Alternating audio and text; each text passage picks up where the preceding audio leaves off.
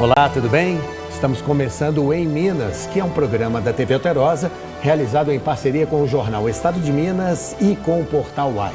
Hoje nós estamos recebendo uma pessoa que passou por experiências as mais trágicas nos últimos anos, acompanhando o resgate e comandando o resgate de sobreviventes e também a busca de corpos nas tragédias de Mariana e de Brumadinho. Estou falando do coronel Anderson Passos. Ele agora já está reformado, já está curtindo a vida e outras coisas, mas ganhou tarefas novas, porque hoje ele vai a países até na Europa, dá palestras sobre o excelente e belíssimo trabalho que os bombeiros fizeram aqui em Brumadinho, em especial. Ele dá consultoria para empresas nessa questão de segurança. Então ele passa o dia que ele achou que ele ia ficar à toa, mas ele passa ocupado fazendo todas essas coisas. Anderson, muito prazer em te receber aqui no Em Minas, é uma honra para nós, viu? Obrigado pela gentileza das palavras e é um prazer estar aqui. Lembrando que a íntegra dessa entrevista, que você vai começar a ver agora, ela é publicada amanhã no jornal Estado de Minas. Anderson, eu queria te perguntar de cara, e enquanto eu vou mostrando o livro que você lançou pouco mais de um ano, não tem? Pouco mais de um ano. Este livro aqui, o Brumadinho 272, escrito em parceria com a Luciana Chierati, uma jornalista do UOL, contando a experiência que ele viveu lá. Tem detalhes impressionantes. Esse livro vai muito além das coisas que todos vocês viram na televisão na época da cobertura da tragédia, do desastre de Brumadinho. Então vale muito a pena ler, eu já li e realmente eu recomendo o livro. Eu queria te perguntar o seguinte, depois dessa experiência, quem era o Anderson Passos e quem virou o Anderson Passos depois dos dias todos que você passou lá? Beni, é uma triste oportunidade que eu tive de escrever o livro, mas passar por aquilo que a gente passou lá. E a gente começa a botar em perspectiva as próprias dores. A gente, quando tem contato com esse nível de histórias que a gente viu, as tragédias pessoais que muitas pessoas viveram, a gente começa a perceber que os nossos problemas diários não são tão grandes. Então, as pessoas lá tiveram as suas vidas viradas de pernas para o ar, perderam parentes, eu digo filhos, pais, mães, então todo mundo foi muito afetado. Hoje eu vejo notícias como essas que o livro reporta de uma forma diferente, tentando entender os dramas pessoais que acontecem quando a gente vê as imagens, além de dramáticas, mas as informações que podem ser frias. Normalmente as notícias trazem números, trazem descrições muito objetivas e a gente tentou dar um olhar humano a isso que aconteceu. Quer dizer, a dimensão da tragédia é muito maior, né, Beni? As pessoas sofrem muito. Sem dúvida. E a gente não pode deixar isso passar. E cada caso é um caso, né, com suas peculiaridades. Sim. E tudo, né? O senhor ainda tem contato com as pessoas de lá? Sim. Você ficou quanto tempo lá, contando? Bom, eu fiquei 128 dias diretamente ligado à operação e depois disso, acompanhando, fui me desligando aos poucos, tentando manter algum contato, não só com os colegas que estavam lá, para tentar apoiá-los nessa transição, mas até hoje mantenho contato. Vez por outra, eu encontro até, pelas facilidades que o celular permite, a internet permite, no mesmo horário de oração, às 3 da manhã, com a mãe de uma das vítimas. 3 da manhã, uma corrente de oração. Sim, sim. E acho que é uma forma da gente tentar dar alento, porque isso para a gente pode ter passado, mas para muitas famílias, é claro, ou para todas elas, é claro que isso não passou. Então, a gente ainda mantém esse contato e foram amigos que eu acabei fazendo, lamentavelmente, da pior forma possível. Uma coisa bonita que o livro mostra é a maneira como a comunidade, primeiro assustada, mas depois extremamente interessada em que as coisas caminhassem com muita velocidade, como que essa comunidade foi interagindo com os bombeiros, né? Como é que foi isso? Pois é. Nós estávamos lá para ajudar, mas muitas vezes, ou logo de pronto, nós fomos muito ajudados, porque era um serviço, além de fisicamente muito desgastante, era um serviço emocionalmente e eu diria assim, espiritualmente muito desgastante. E a comunidade percebia essa nossa dedicação. desde se dedicar ali ao serviço às primeiras horas do dia, até tarde da noite, até dormir no chão se fosse preciso, com a farda molhada nos primeiros dias. Roupa suja, de lama, molhada. E isso, é claro, era percebido pela comunidade. Então, as pessoas se mobilizaram para lavar as roupas, para nos dar lanches, alimentação, uma série de coisas, assim, que a gente imaginávamos que eram empresas que estavam ali contratadas para prestar algum serviço e eram pessoas da comunidade que estavam se mobilizando. Isso foi muito tocante. Coisa impressionante. Como eu disse no início, hoje você anda o país inteiro e até fora do Brasil dando palestras sobre a experiência de Brumadinho, explicando como que foi esse trabalho, a questão da técnica usada e tudo, não é isso? Mas para além disso, Beni, assim, a gente acaba que em Minas Gerais tivemos recorrência desse tipo de situação, de rompimento de barragens e outras situações emergenciais também. Mas o que é comum nesses tipos de situações é que você tem pessoas envolvidas, você tem uma série de prioridades envolvidas e que muitas empresas não percebem ali, muitas comunidades não percebem ou não sabem lidar com definir, dentre as inúmeras prioridades, quais são aquelas que devem estar de forma destacada. Vamos tentar destrinchar isso um pouco, então. Por exemplo, um desastre como o de Mariana ou de Brumadinho, ele ocorre por uma única causa? Não. Não ocorre? Não. Na realidade, assim, raramente você vai ter um rompimento ou um colapso de uma estrutura como essa de forma repentina. Ela vai dando sinais. Então, uma vez acontecido esse rompimento, esse colapso, qualquer que seja, você tem, por exemplo, a cidade ou a região fica sem água, sem energia elétrica, sem internet, sem estradas, sem hospital da maneira com que ele estava ali disponível para a população. E o que é mais prioritário naquele momento? Então, as pessoas, cada qual julga a seu médico, a sua régua, qual é aquela maior prioridade. Então você tem uma convergência de pessoas para os locais de emergência muito grande, qualquer que seja a emergência que você possa pensar. Então você tem uma pessoa, digamos, responsável pela empresa de água, outra da empresa de luz, outra de energia elétrica. Para cada uma delas, para si, vai ser a maior prioridade. Então a gente precisa, nesse ambiente, concatenar todos esses esforços para organizar.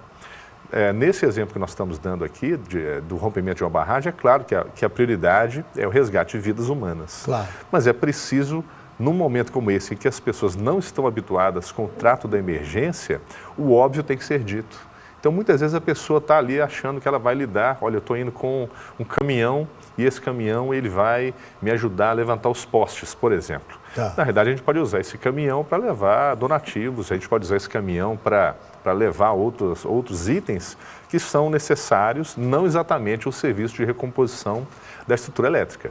Então, é convergir todo o esforço da melhor forma, fazer o melhor possível para a maioria. E isso parece uma coisa óbvia, né? Mas lá na hora não acontece, né? Porque as cabeças estão rodando. Né? Rodando, Beni. E além disso, as pessoas estão atordoadas, então, e não conseguem ali, muitas vezes, desvencilhar do seu ego. Então, quem quer ajudar tem que deixar o ego em casa. E você tem uma convergência grande de autoridades, de pessoas com demandas, com expectativas muito grandes, de fazer valer muitas vezes o seu ponto de vista. Então, coordenar isso não é tarefa fácil. Então, mais do que fazer convergir recursos, é fazer convergir vontades, esforços pessoais. A gente ainda tem um minuto nesse bloco, mas eu queria te perguntar o seguinte: tragédias, desastres dessa dimensão, obviamente só acontecem em empresas muito grandes. Eu já vi essa dimensão, né? O tamanho da barragem e tudo. A alta gerência, a gente tem uma expectativa de que seja uma alta gerência preparada, mas... Muitas vezes não é. Não é? Não é, porque muitas vezes você tem uma pessoa que entende muito de logística, mas num momento como esse, a pessoa muitas vezes não tem condição emocional de trabalhar. Então, você precisa capacitar a alta gerência das empresas para poder lidar de maneira razoável, racional, de maneira serena, mesmo em ambientes como esse. Quer dizer, raciocinar sobre pressão, decidir sobre esse tipo de pressão. E é preciso, então, falar sobre acidentes, falar sobre isso para ter mais segurança. Isso é um desafio. Provavelmente o diretor, o presidente, já falou, não, isso nunca vai acontecer aqui. Falo, não, mas pode acontecer. E quando acontece, se ele não tiver treinado antes, se ele não tiver ouvido falar de como isso se organiza, aí as coisas podem se perder. Vamos fazer um intervalo? Perfeito. No próximo bloco vamos falar mais ainda sobre essa questão de gestão de crise, de situações críticas como essa. E vamos falar também das queimadas que estão aterrorizando Minas Gerais e o Brasil. É um instante só, a gente já volta.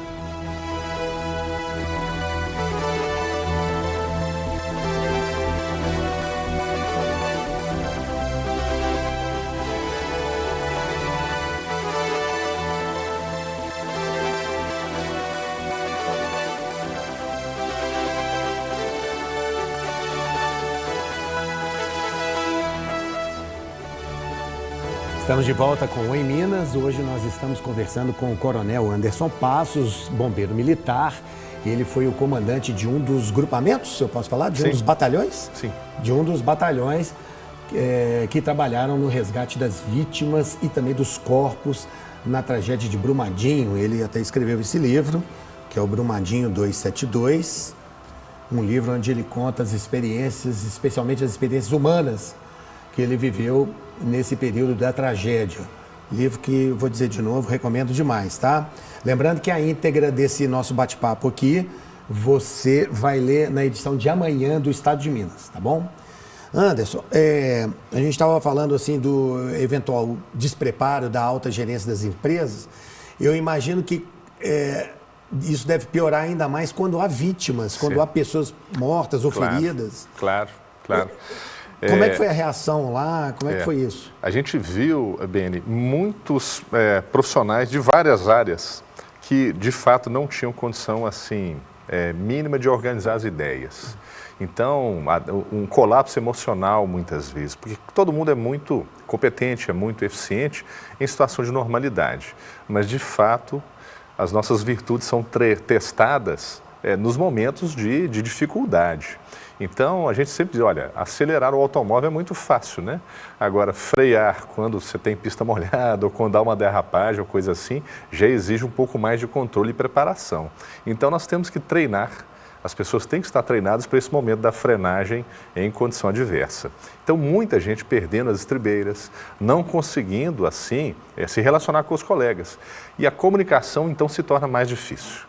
Então, quando você tem pessoas de várias áreas trabalhando, a comunicação, por exemplo, ela precisa ser muito objetiva. Porque quando você diz assim, olha, tenho 3 pessoas em choque naquela área. Para um eletricista, isso quer dizer uma coisa, para um profissional de saúde quer dizer outra, para um psicólogo quer dizer outra. Sem dúvida. Se você diz assim, olha, eu preciso de uma autobomba para ajudar nessa situação.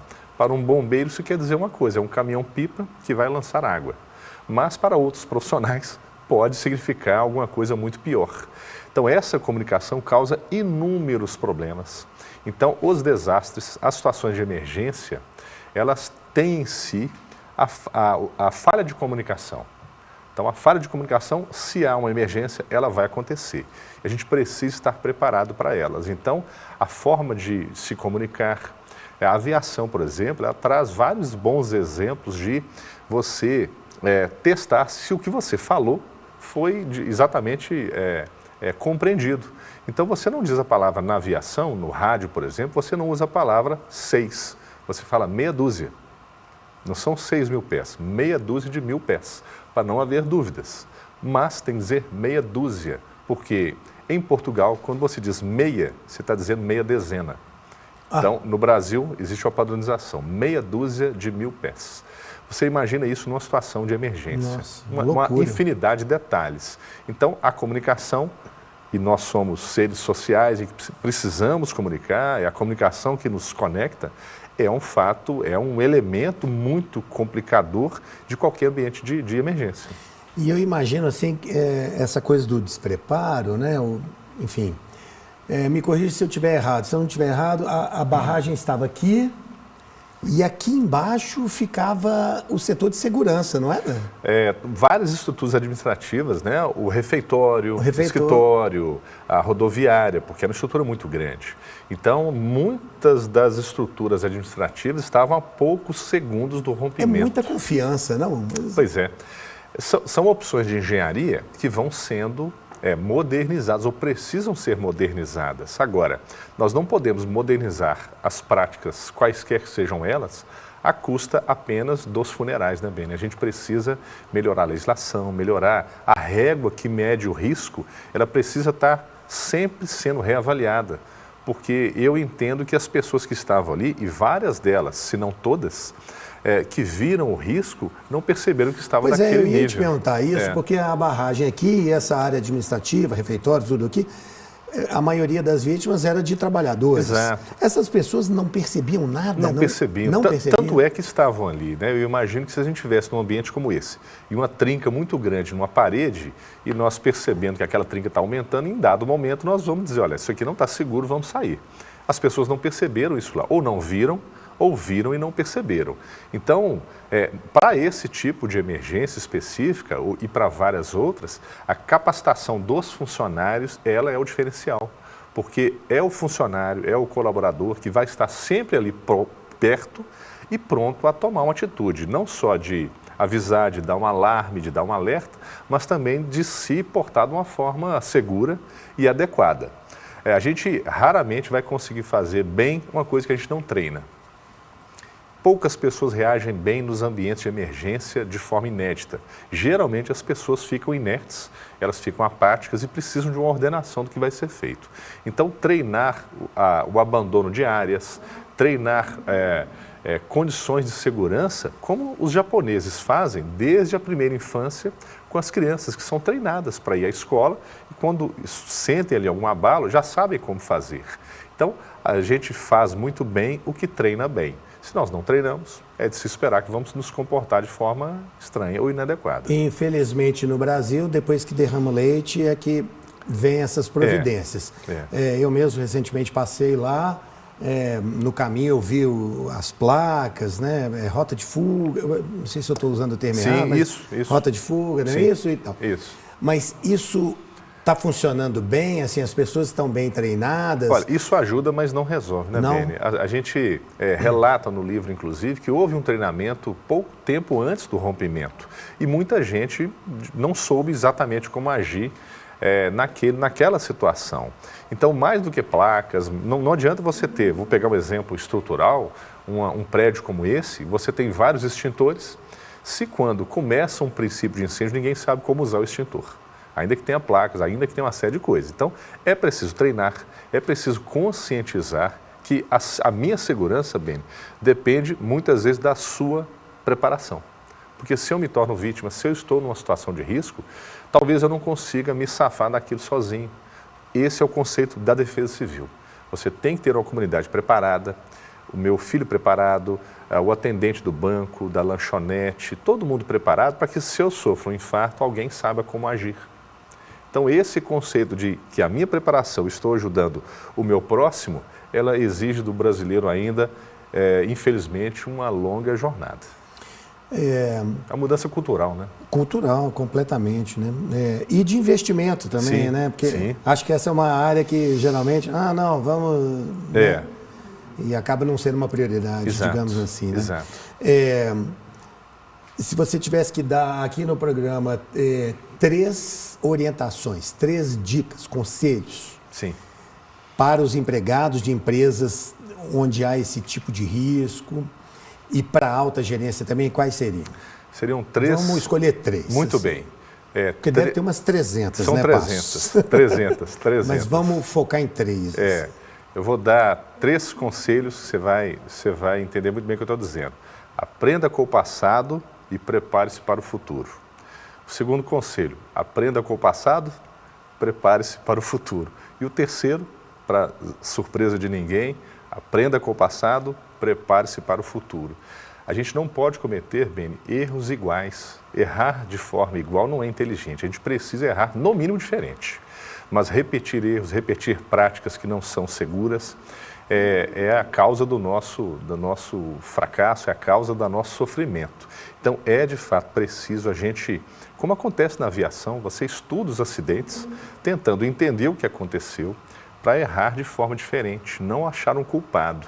Então, planos de evacuação que sejam de fato eficientes, a capacitação que permita de fato o funcionário perceber aquela falha e como agir num momento de emergência. Se alguém você imagina alguém num cinema lotado, alguém levanta e grita fogo, muita gente não vai saber o que fazer.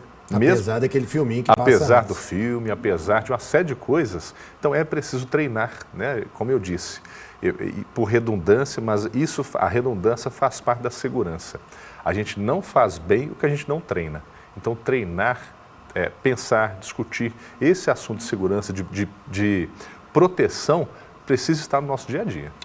Anderson, muito obrigado pela sua presença aqui na TV Alterosa. Prazer, viu? Com Prazer. muitos esclarecimentos e com esse drama pessoal que você conheceu lá, né, enfrentando esse trabalho terrível, né, de resgate de vítimas e de corpos lá. Parabéns pelo trabalho. Fica aqui a nossa sincera homenagem aqui aos parentes das vítimas e à memória das vítimas. Só que, conforme nós combinamos, nosso papo continua agora no canal do YouTube do Portal Uai. Vamos falar de queimadas? Queimadas, tá bom? Tá joia. Você que está nos vendo, acessa aí, por favor, youtube.com/Portal Uai para continuar acompanhando esse ótimo papo.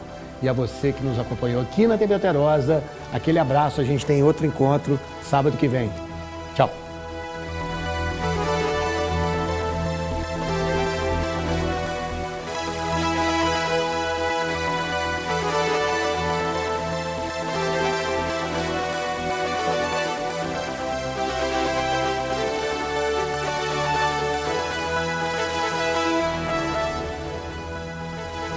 Estamos no terceiro bloco do Em Minas de hoje, conversando com o Coronel Anderson Passos, bombeiro militar. Nos dois blocos veiculados na TV Alterosa e aqui no Portal Uai, a gente falou sobre a tragédia de Brumadinho, a questão da segurança, o drama das pessoas lá.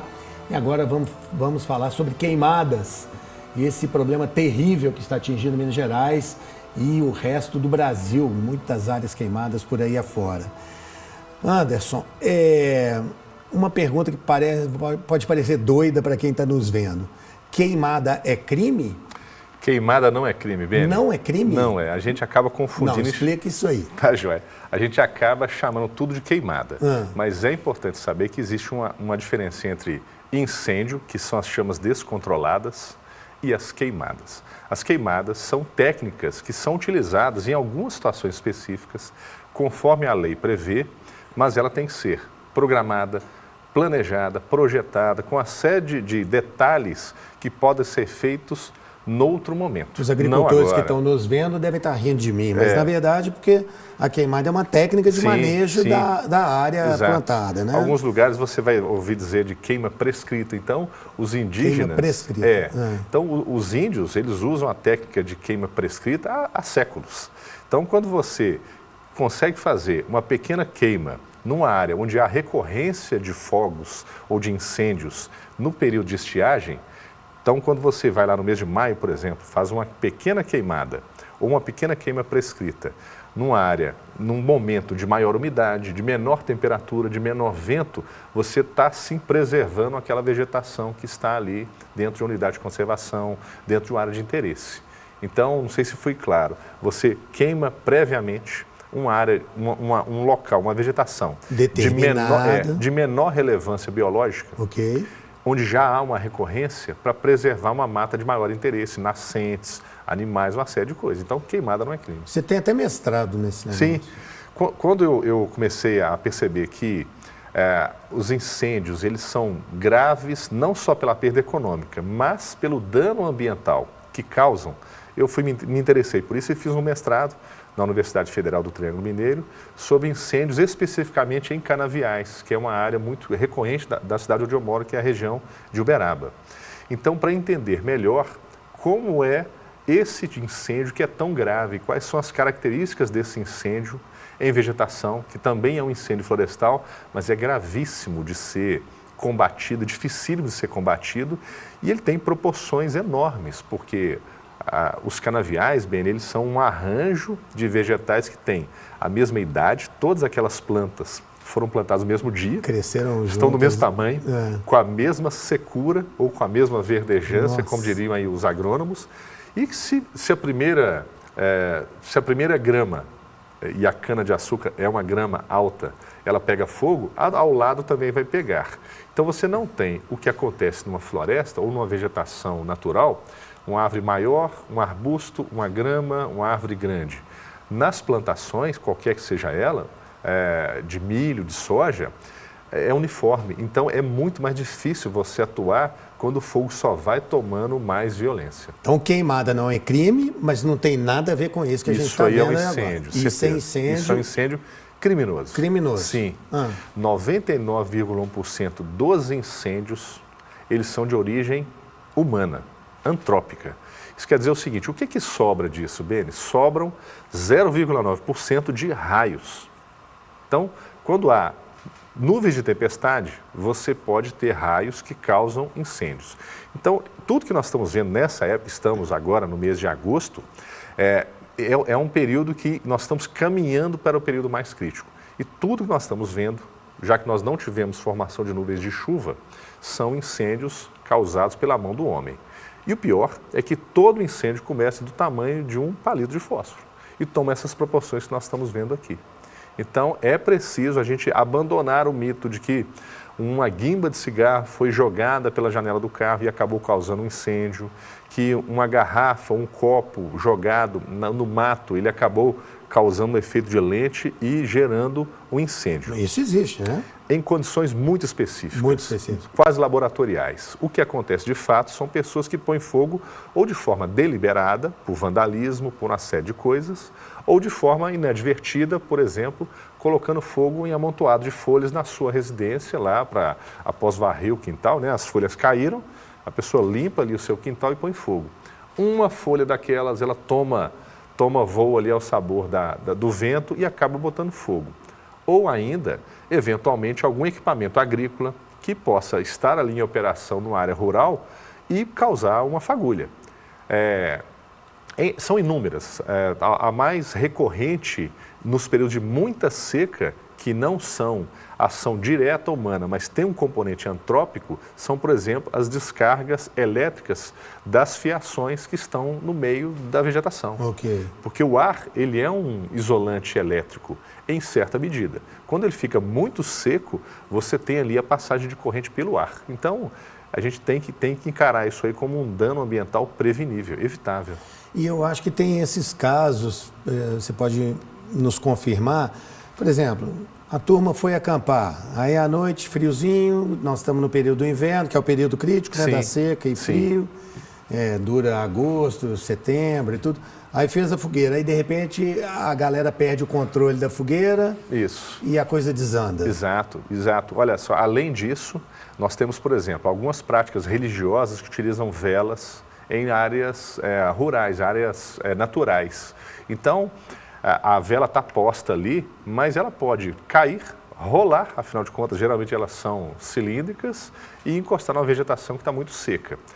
O que a gente aprendeu, Beni, é que... Deixando claro que a sua fala não tem nada de intolerância religiosa, absolutamente, nada. Absolutamente. Mas que é importante alertar as pessoas sobre... É muito. Né? E esses lugares de prática religiosa, eles são recorrentes. Então, é preciso que as pessoas tenham essa consciência, porque os incêndios de origem humana, eles são muito mais graves que os incêndios naturais.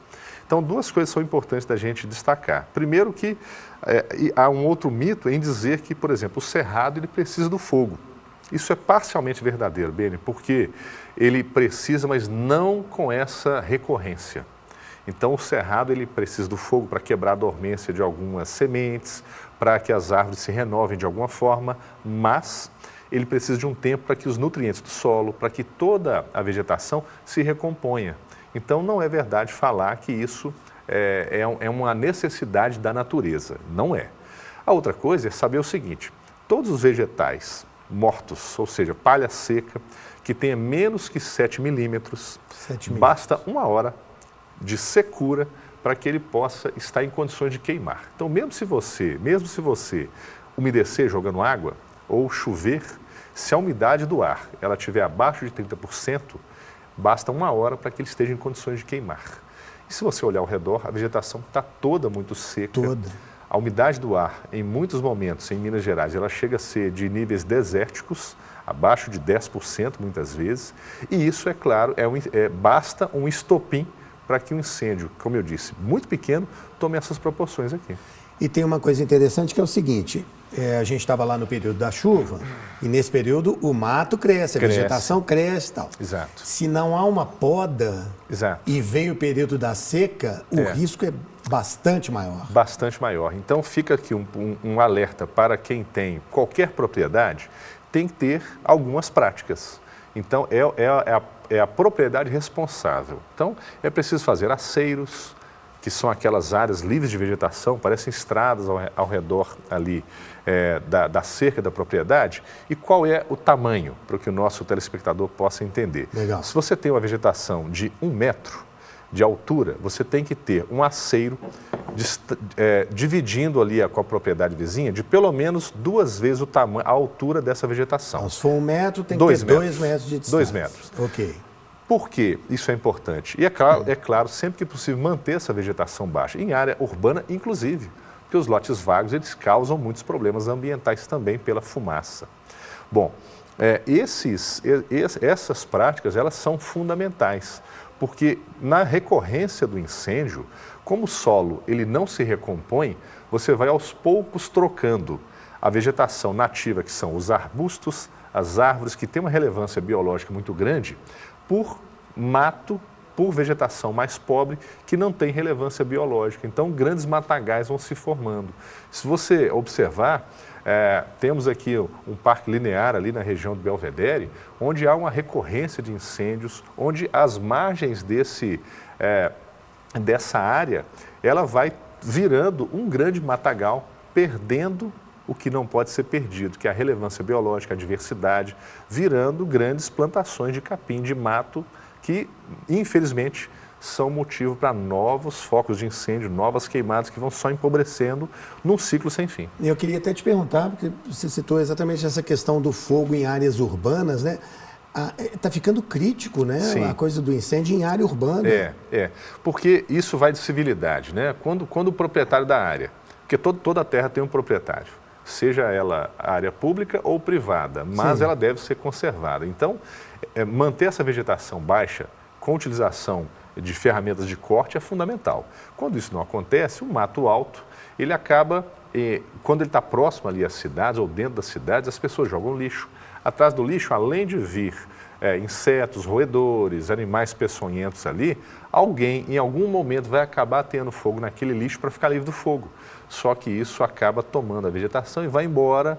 E dentro das cidades, muitas vezes o vento, em áreas onde você tem edificações altas, o vento ele não consegue passar, ele não consegue transitar direito, fluir de uma forma adequada, e você tem ali, muitas vezes, a fumaça que fica estática, trazendo problemas respiratórios. Então, o problema não é exatamente o fogo, mas a contaminação ambiental local